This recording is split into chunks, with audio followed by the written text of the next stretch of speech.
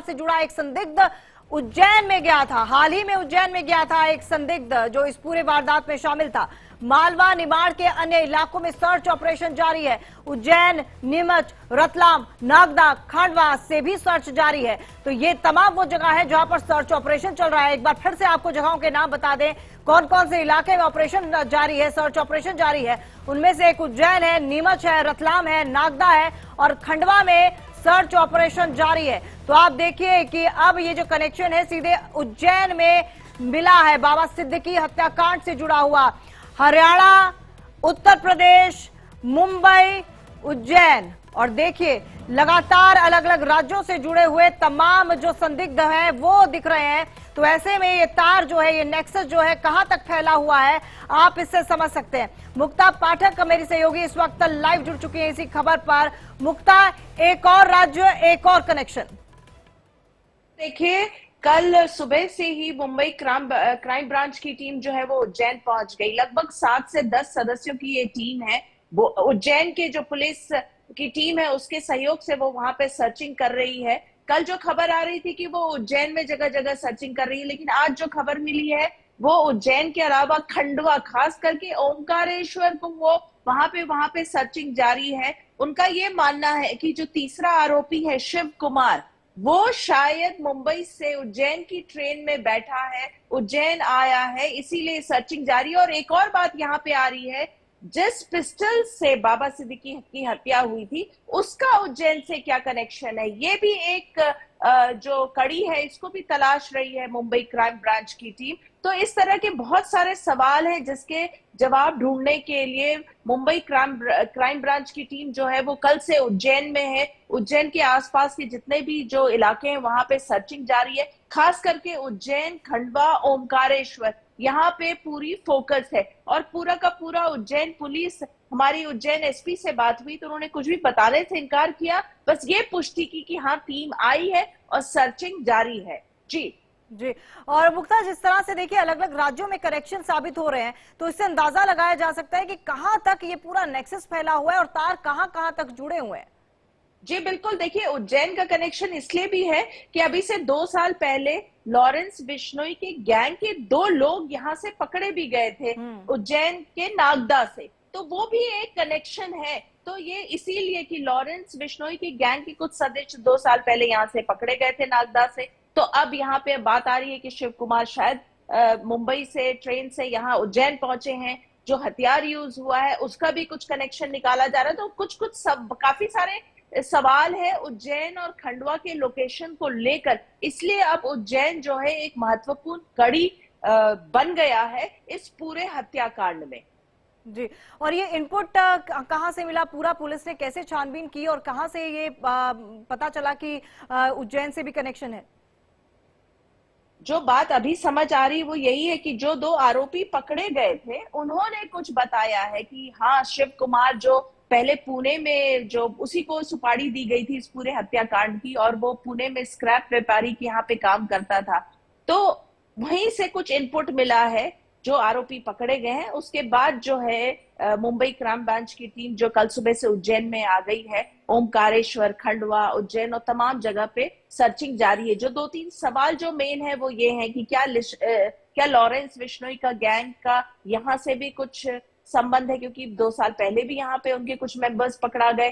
फिर पिस्टल जो यूज हुई है उसका भी कुछ कनेक्शन यहाँ से निकल रहा है। तो इस तरह की तमाम जो बातें जो हैं उनके कनेक्शंस निकाले जा रहे हैं। और शिवा जो है वो शायद उज्जैन रवाना हुआ है, उज्जैन में कहीं पे वो छिपा हुआ है या उज्जैन के आसपास कहीं किसी इलाके में छिपा है। खंडवा हो सकता है, ओमकारेश्वर हो सकता है, उज्जैन हो सकता है और आसपास की 2-4 जो जगह है, नागदा है, नीमच है। तो इस तरह की जो तमाम जो सवाल है उसके जवाब में मुंबई क्राइम ब्रांच की टीम यहाँ पे है। जी। और मुक्ता, देखिए सवाल हर किसी के जहन में है क्योंकि तमाम चीजों से अभी तार जुड़ते हुए नजर आ रहे हैं, चाहे वो अंडरवर्ल्ड की बात कर लें, चाहे गैंगस्टर कल्चर की बात कर रहे हैं, चाहे सलमान खान की बात कर लें, और सुरक्षा एक बहुत बड़ा मुद्दा है। जी बिल्कुल सही कहा आपने। जिस तरह से इस पूरे हत्याकांड को अंजाम दिया गया, किस तरह से 40 दिन तक रेकी करी है, शिव कुमार को ही सुपारी दी गई थी, उसके बाद उनकी मीटिंग्स हुई, कई मीटिंग्स हुई, 40 डेज की रेकी हुई, और जिस तरीके से पूरे वारदात को अंजाम दिया गया, जब वो पटाखे फोड़े जा रहे थे और उस समय उनको गोली मारी गई ताकि आवाज बहुत ज्यादा ना हो, लोग तुरंत समझ ना पाए कि क्या हुआ। तो ये पूरा मामला है पूरे तरीके से, शातिर तरीके से प्लानिंग करके, पूरी रेकी करके, पूरा कुछ समझ के, पूरे प्लानिंग के तहत हुआ है। ऐसा नहीं कि ऐसे हुआ एकदम से हो गया हो, पूरा प्लानिंग करके 40 दिन की रेकी करके तरीके से हुआ है। जी जी। और देखिए, बहुत बड़ा कह सकते हैं कि लॉ एंड ऑर्डर की बहुत बड़ी एक लापरवाही तो है ही, क्योंकि आप किस तरह से जो बिश्नोई है वो जेल के अंदर है, उसके 3 जो मेन सरगना है वो अमेरिका में है, चाहे उनका भाई हो अनमोल बराड़ हो, अनमोल बिश्नोई हो। आप देखिए किस तरह से पूरी घटनाक्रम को अंजाम देते हैं वहां बैठे बैठे, और जो हायर करते हैं लड़के, चाहे वो सिद्धू मूसेवाला केस हो चाहे ये केस हो, जो हायर लड़के होते हैं वो बहुत कम उम्र के होते हैं ताकि शक ना हो।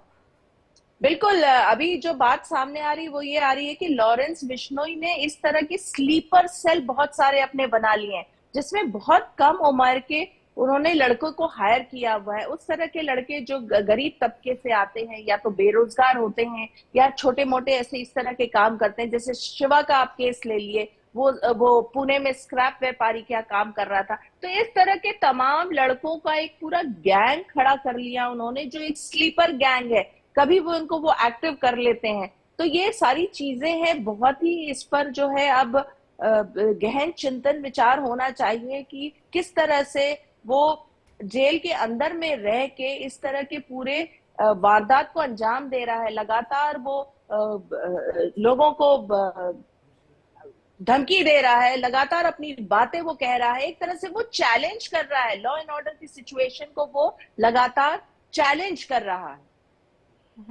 बिल्कुल। और मुक्ता, इस बात पे भी लगातार संशय बना हुआ है, क्या बाबा सिद्दीकी के इस केस में जैसे कहा जा रहा है कि 15 दिन पहले जो है वो धमकी भी मिली थी जान से मारने की, इस पे भी संशय बना जी, तो किसी तरह का कोई इनपुट आया है क्राइम ब्रांच की तरफ से, मुंबई पुलिस की तरफ से, कि ऐसा कुछ हुआ था?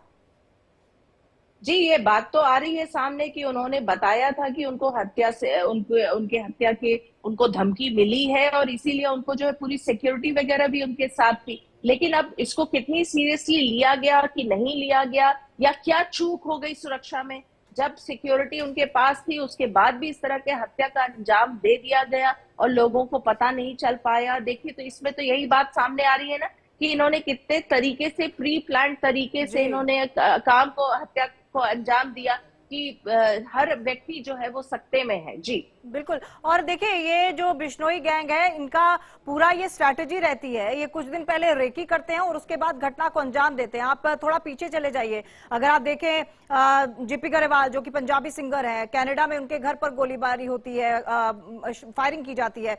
उसके बाद आप कनाडा में ही आप एपी ढिल्लों की बात कर लें, जो सलमान के काफी नजदीकी हैं, पंजाबी सिंगर है, उनके घर में भी रेकी की जाती है, उनके फ्लैट में रेकी की जाती है, और उसके बाद फायरिंग की जाती है, और उसके बाद धमकी दी जाती है। ये जो स्ट्रैटेजी है पूरी बिश्नोई गैंग की, ये ऐसी ही रहती है कि पहले रेकी करें, उसके बाद घटना को अंजाम दें। आप सलमान खान की बात ले लीजिए, फार्म हाउस की रेकी हुई, रेडी फिल्म के दौरान रेकी हुई, और उसके बाद उनके गैलेक्सी अपार्टमेंट में फायरिंग होती है। बिल्कुल सही कहा आपने। देखिए, इसमें जो सलमान खान की भूमिका जो है वो, जैसे लगातार उन्होंने जो अपना पोस्ट भी जो उन्होंने सोशल मीडिया में शेयर किया, उसमें उन्होंने यही कहा है कि जो भी सलमान खान को मदद करेगा, दाऊद को मदद करेगा, हम उनके खिलाफ है, हम उनको बख्शेंगे नहीं। और लगातार हम देख रहे हैं सलमान खान की सुरक्षा भी बढ़ा दी गई, और जो भी लोग उनके क्लोज है, क्योंकि अभी एपी ढिल्लों का जो आपने मेंशन किया, जो कनाडा में उनके घर पे जो वारदात हुआ था, वो उनका जो नया म्यूजिक सॉन्ग रिलीज हुआ था जिसमें सलमान खान ने भागीदारी की थी।